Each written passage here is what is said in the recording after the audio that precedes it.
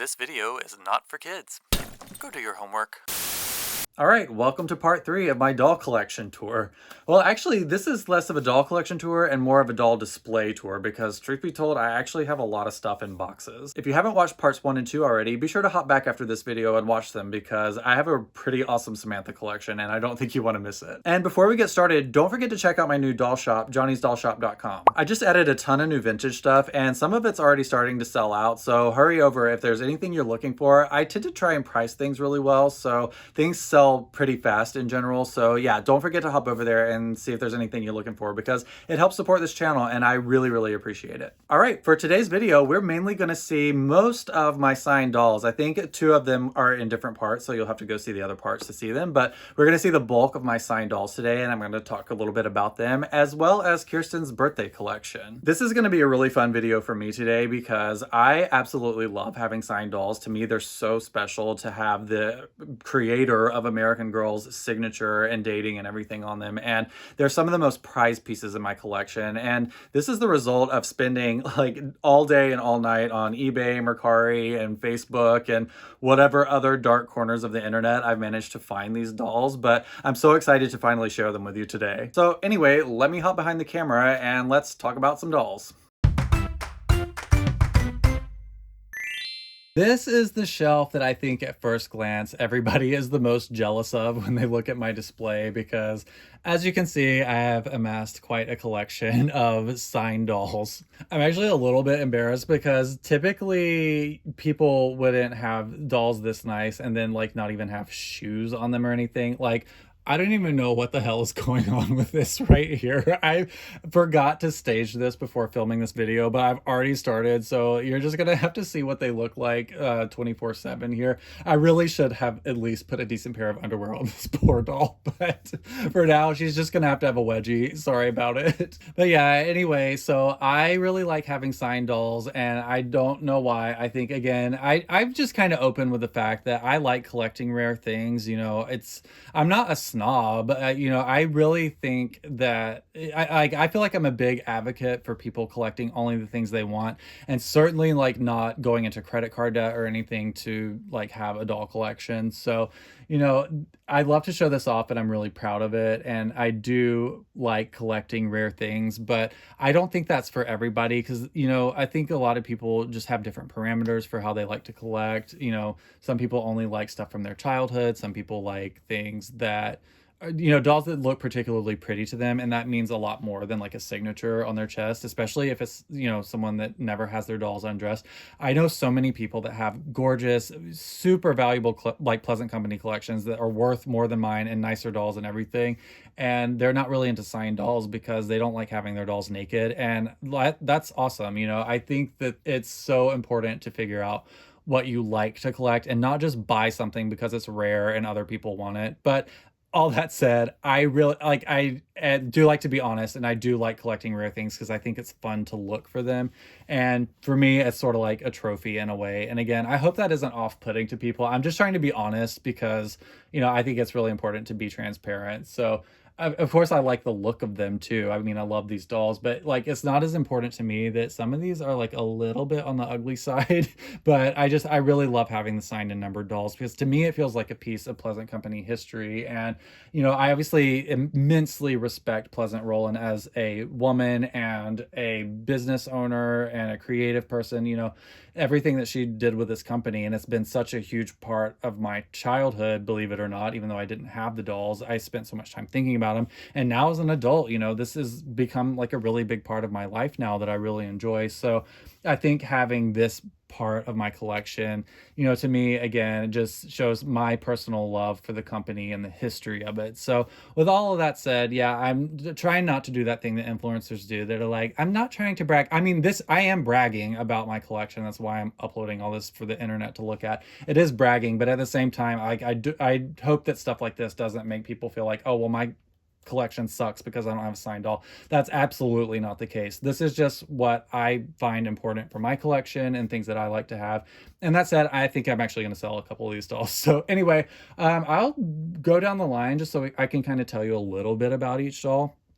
And I will say, like, None of these dolls I paid an exorbitant price for either, you know, and I probably shouldn't even say that because I'm going to try and get an exorbitant price if I sell one of them. But I typically will buy a signed doll if I can find what I think is a good deal on it. And so like if I change my mind at any point, I can sell it and get my money back. So yeah, let's start with the one on the far left. So that actually, I'm going to take a sip of tea because I'm starting to lose my voice, and then we'll start with the one on the left. If you couldn't tell already, we're like, this collection is like, I don't know, like 2 feet off the ground. So I'm like sitting on the ground with a cup of tea, like talking about dolls with all my doll friends on YouTube. This is fun. I love doing this. I hope you're enjoying the video and not sick of me rambling. But anyway, this Samantha on the far left, I'll zoom in, but I was just going to talk to you about them first while I'm sitting here. So she is Samantha number 366. That actually, before I even get into that, let me talk about like what a signed doll is. So, because I think there are a lot of people that watch my videos that either don't collect American Girl or they collect some of the newer stuff. I think, you know, my YouTube audience is actually a little bit on the younger side compared to like my Facebook friends and people on Instagram and stuff. So there are a lot of people that don't really know about the signed dolls or care about them to have them, but maybe would be interested in some information. So Pleasant Rowland signed the first 2,500 dolls each of, well, actually, that's not even completely the story. This is a little bit of a long one, so buckle up. So Pleasant signed the first 2,500 dolls.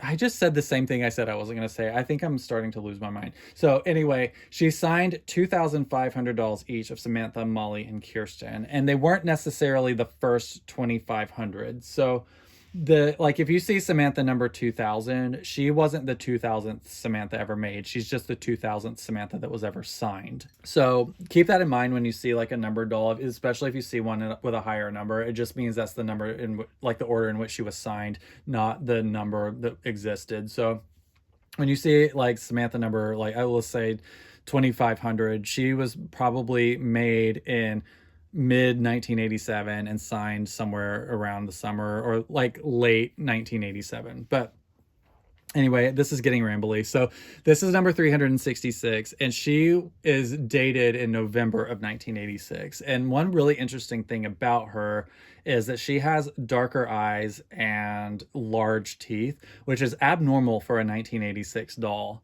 And actually, I have seen these come up for sale before in the 300s. It's somewhere like around like 325 to like 375. There was a batch of like, I don't know, like 50 to 100 of them that have these features. And when they first started popping up, people actually thought they had head swaps because those features are actually more common on a 1987 Samantha. So a lot of people assumed the head had been swapped either at the hospital or by someone being shady on eBay, but that's actually her original head. So to me, that's one of the really cool things about that doll is she's actually a rare version of a 1986 doll. They didn't make as many of those as they made with the bright amber eyes and small chip teeth.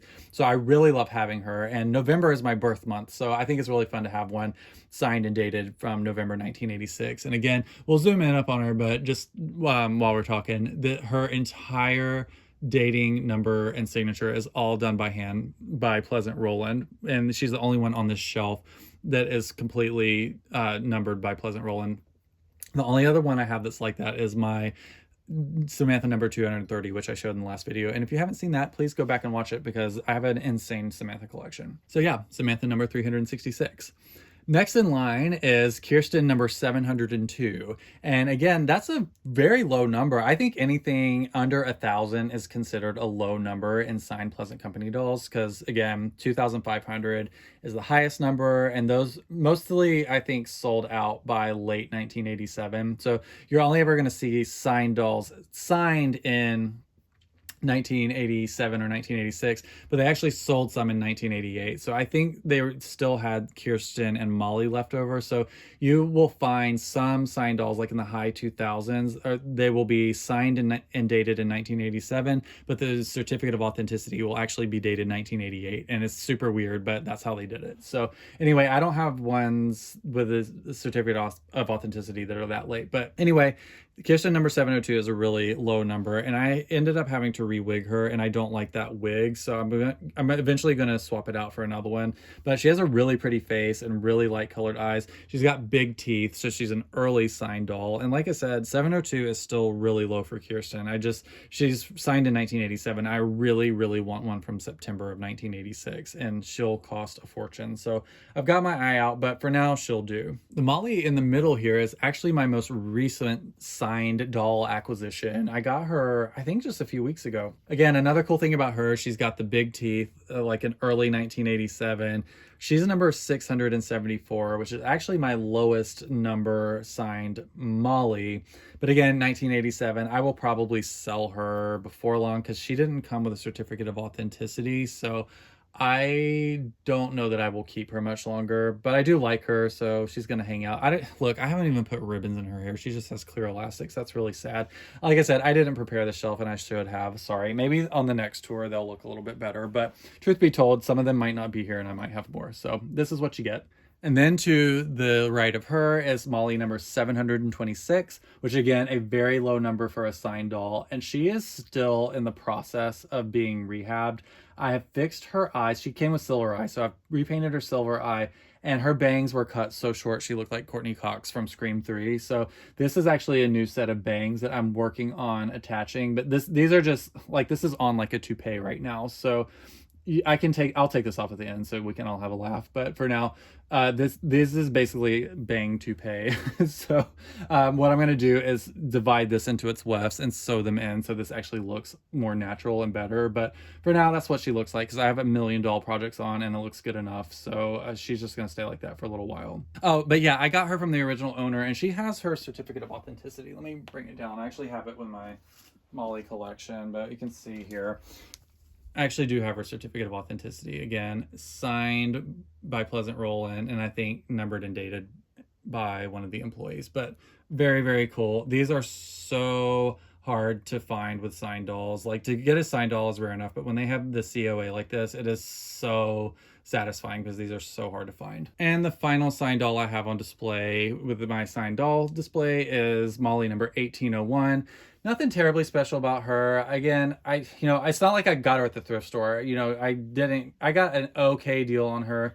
I'm probably going to sell her first just because she's the highest number and she doesn't have her certificate of authenticity. But it's really interesting that she's like the order of like the year and the number is different.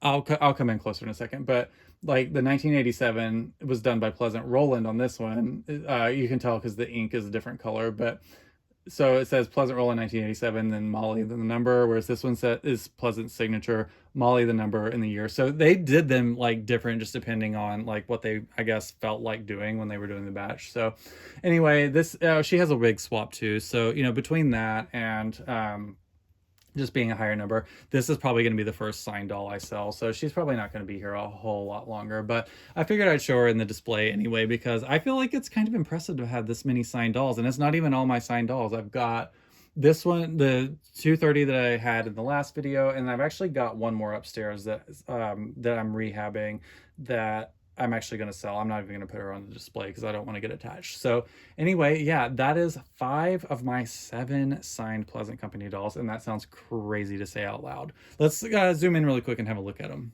Okay, we'll start with Samantha. Again, we'll give you a good look at her face. I think she's pretty cute. Again, she's not the prettiest doll in my collection, but I do like her. And one of the reasons I love her so much is, like I said, she's got really big teeth and eyes that are very dark for a 1986 Samantha. So it just makes her really unique for her age. And I love that so much about her. And again, she's number 366, signed by Pleasant Rowland. And that was in November of 1986, which is my birth month. So I really like her, and I hope I don't get tempted to sell her, because every once in a while I think I have too many signed dolls. And since I already have a lower number, that I should sell her. But, I just really don't want to sell this one. So that's Samantha 366. Next is Kirsten 702, and I think of her as a little bit lucky too, because I found her for a pretty good deal when I was sitting in my car waiting on my dog at the vet. So I just was browsing eBay. It was a rainy day and I was really nervous because my dog, as right now, he's about to turn 16, but at the time I think he was around 14 years old. And, you know, when you have a medium-sized dog that's that old, every time they're at the vet, you're waiting on bad news. So he had a really good checkup that day. He had no issues or anything. So the fact that I found this doll and my little dog Robbie had a good vet visit, I feel like she's lucky. So it's going to be hard to sell her if I ever get a lower number one. And again, isn't she so pretty? She's got a really round face, which is kind of hard to find on an early Kirsten. And again, those big teeth, big, wide, bright blue eyes. She's a super pretty doll. It's a shame I put such a horrible wig on her head. But like I said, I have one on the way that I'm going to see if I like better, because this just, you know, it's a new wig, but I just don't like the way it looks. The bangs are too thin, I think, but good enough for display for now, but I will change that. And then on over with my shaky camera to my newest Molly. Why don't we put her braid behind her? I'm like so embarrassed that I don't have a ribbon on that braid. But again, the early first edition Goots glasses with no lenses, very hard to find. And she looks like she kind of threw up a little bit, but you know, a lot of these dolls are like that, and that's not even necessarily like a stain from like a child or anything. You can see here, like there's another spot there. These age spots just show up on white body dolls sometimes. It's super weird. There must be some like thing in the material that releases, I don't even know what it is, over time. You know, with a normal white body, you can actually take all the stuffing and limbs off and wash, like this can wash out, but obviously you're not going to want to wash a doll with a signature from 87 on it. So they're just going to have to live with these stains on them. They're not really that noticeable in person. It actually looks worse on camera than it does in real life. So I'm not that worried about it. Again, I don't know how long I will have her, but I really do like this doll. So hopefully I can hang on to her for a little bit longer. Okay, and on over to this girl. Again, I got her from the original owner, which, you know, it's funny, this doll I actually started bidding on eBay. She put her on eBay, and then I started blowing her like DMs up. I was like being such a psycho because I didn't have a signed Molly yet, and I really, really wanted one. And to have one like under 1,000, like that was my goal at the time. So, you know, when that came up, I was like, she was like taking offers, and then she wasn't answering my messages, and then I just put a bid on her. And then she ended up going over to one of the Facebook groups and started asking some more questions about the doll. So I think we all convinced her to take her off eBay and sell her on Facebook so she wouldn't have to pay fees. And so she picked a price, listed her, and I was the first person to claim her. So I ended up buying her, and I was really, really happy because I think she sold her for like a pretty good price. Again, not a steal or anything, but I was really happy with what I paid for her. So I don't think I'm going to divulge what that was, because I do think I might sell this doll before too long, because ultimately I want one from 1986. So yeah, I'm not going to say what I paid for her, but it was not a great deal, but it wasn't a terrible deal. Oh yeah, and like I said, she's got a toupee on, so this is what her bangs look like right now. Isn't this crazy? I've like kind of pinned them on with a bobby pin. I like weirdly kind of like how this looks, but I've actually gone in and cut a lot of the old wefts. Sorry, I didn't have that in frame, but yeah, I've gone in here and cut a lot of the old wefts out of her wig, and I'm going to take these and like cut them up and sew them in so they look natural like this does. Actually, she doesn't even have particularly good bangs, but so they will look more natural like an 87 doll would. Like these look crazy, like glued on top. But so yeah, that's what she has. This looks like, I don't know, one of the Three Stooges, but anyway, so this is what her bangs look like now. They weren't this bad when I got her. They were just cut really short, like up to here, and that's unsalvageable. So when that happens, you actually have to go in and cut all of the wefts out and then replace them with new ones. And it takes a long, long time to do.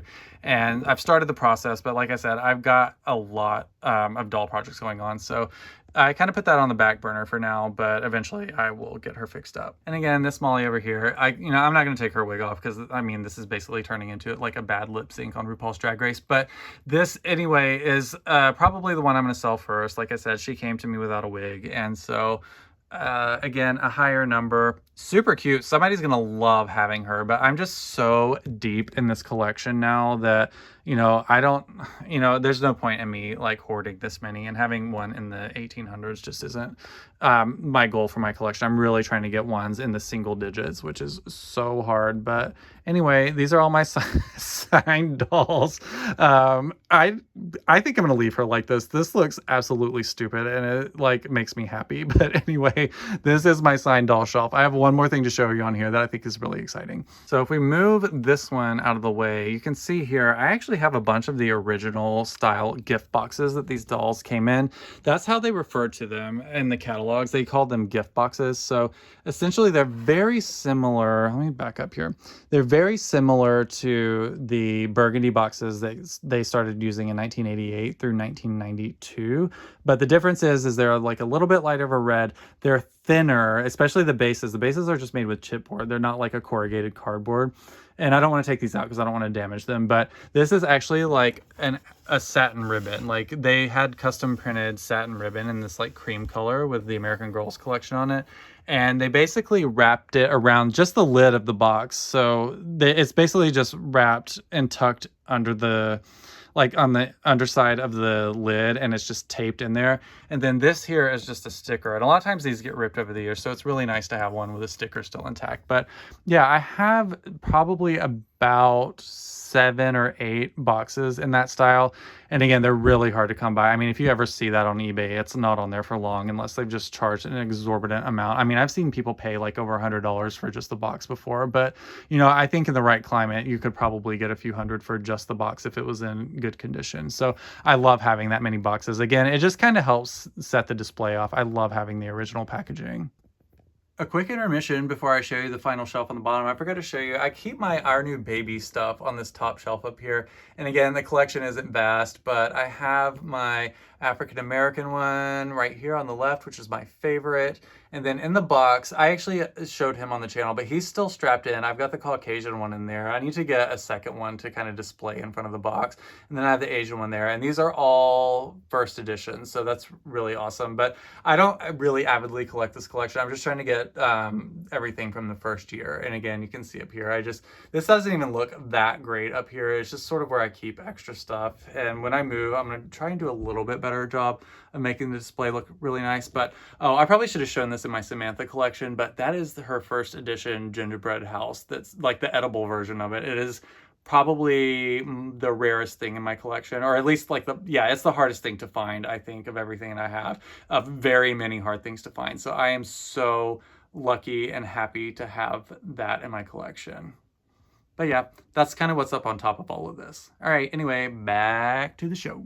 And finally, we have what is actually the newest shelf in my display, and that's because I finally got my hands on a very early edition of Kirsten's Table and Chairs, her party treats, and you know that if you watched my video a few videos back where I got a huge lot of Kirsten items with a Dreamer Kirsten, I unboxed most of this stuff. So this is actually like I said, the newest shelf on my display. This just kind of had like old boxes and stuff down here. So I finally got this birthday tablescape set up, and now that it's set up, I have to say I think this is actually my favorite table and chairs, like the birthday set from all of the dolls. I think this is so beautiful, and I know it's meant to be like from like Pioneer Girl times, but this looks so like 80s to me. I feel like this style was like so popular in like the 80s and maybe even the early 90s, but yeah, I don't know. This just takes me back to look at all of this stuff because I do think this look was very popular at the time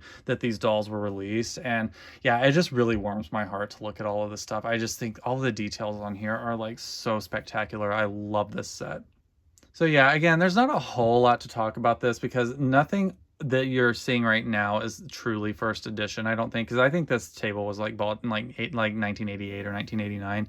And again, this here I think is 1990. This nearly matches the first edition blanket that I showed you a little bit earlier, and I just have this out on display. I might ultimately sell it and put my 86 one there, but I think this looks good. This is how they displayed it in the catalog. And again, because I'm such a dork, the way I did this tablescape, I tried to match the catalog as closely as possible while still looking good on the bottom shelf. So yeah, I think I did a pretty good job. You know, this was so fun to do, like set this up one night. Like it's the most relaxing thing in the world to just like have a pile of stuff and you put on an old episode of a TV show. In this case, it was season 6 of America's Next Top Model. If you want to know, my favorite season of all time, of a very problematic show, I know, but I can't help it. It's one of my comfort shows, even though it does have some very terrible parts. But anyway, that being said, I put that on and I just, I wiped everything down and I just set this thing up. Like, I opened the catalog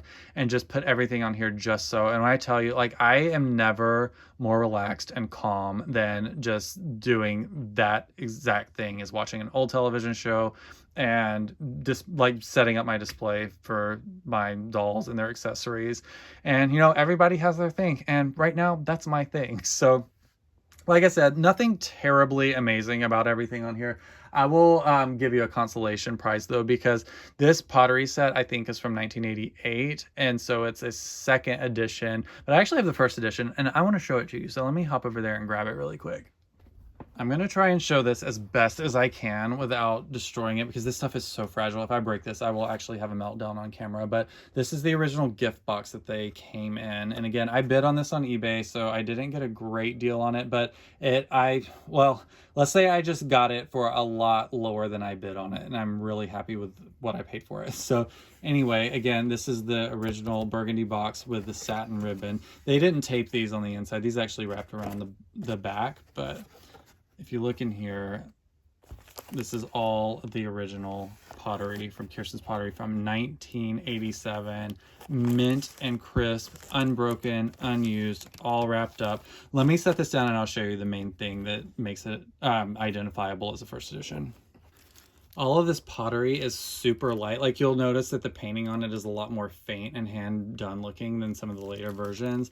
And you can see here, like, there is no insignia or stamping or anything on the bottom of any of the pieces of pottery. Normally, they'll either say Rowe Pottery, like stamped in blue, or they'll have like a stamp that says Pleasant Company, or like a sticker that says Made in Portugal. There are a bunch of different versions that they did with this over the time, but these are truly original because the bottom is completely smooth with no branding or anything like that. So again, this is in perfect condition, and I still have yet to be brave enough to take all this out and display it. And I might not, I might actually just keep this for my display version. There's actually another variation that I want that matches the catalog even more than the first edition. So we'll talk about that later because this video is getting long, but I'll show you a comparison between the two plates just so you can kind of get an idea of the difference. Like, these were made like within years of each other, maybe even within a year or two.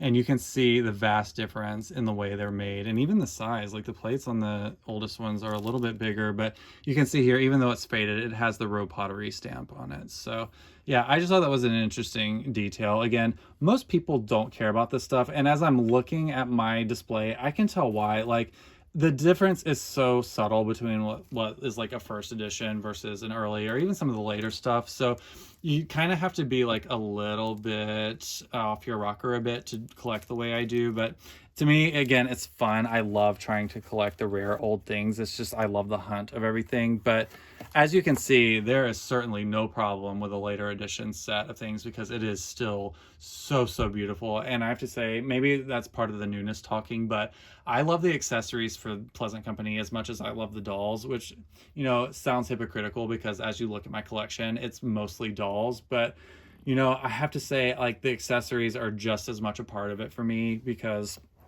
I just really love the detail, the quality. And you just, again, I say it all the time, you don't see children's toys that are made with this quality anymore. And I appreciate that so much. And again, I think the accessories are part of what brought the dolls and their stories to life. So it's just such a big part of it for me. And so I understand that there are a lot of people that don't care that much, especially like adult collectors, because, display space is an issue, as you can tell. Like, I would display so many more accessories if I had the space for it. But I try and carve out as much space as I can, because, to me, it's just so important. But I'm starting to ramble. I am so in love with this set. And if you are thinking about getting it and don't have it, I really would encourage you to get it. It is worth all of the bulky space it takes up. I absolutely love this. If you made it this far, you probably are interested in just keeping this train going. So I'm just going to keep talking.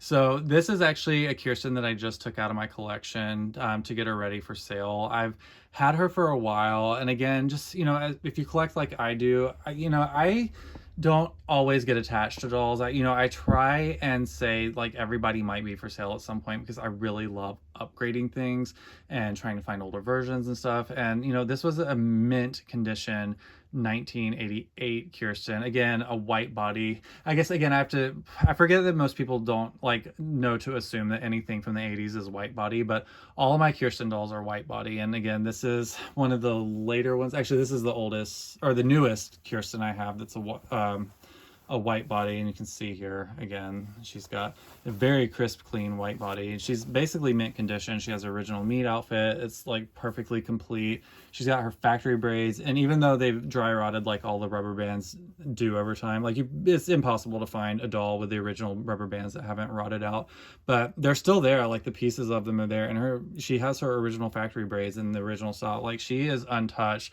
The only issues she's got is that silver eye, like in her right eye, but she really is beautiful. And again, uncut bangs, because you can see they cover her eyes. They just, they cut all these dolls' bangs too long in the 80s, but somebody will really want her. And, I paid market value for her, so I'm going to probably sell her before too long, just because I've got too many Kirstens already, and I'm trying to focus more on 1986 and 1987. But this is a very gorgeous Kirsten doll. But yeah, I've got her set aside just to be 100% sure. Anytime I take a doll out of my collection for sale, I usually leave her for at least a month before I go to list her. So she's probably been set aside for probably 4 to 6 weeks. And again, I'm looking at her on camera now. I'm like, should I sell her? Because I don't have anybody that looks like her, so, but I should be good. I just got a Dreamer Kirsten, so I probably should kick this one to the curb. But yeah, anyway, this is one that was just recently in my collection that I'm no longer planning to keep.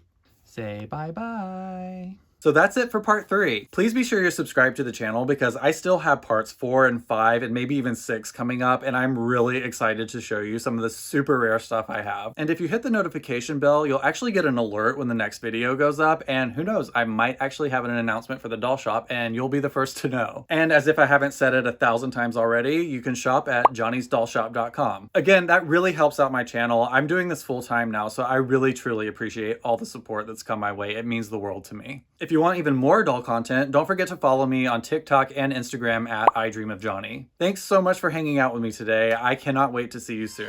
Bye for now.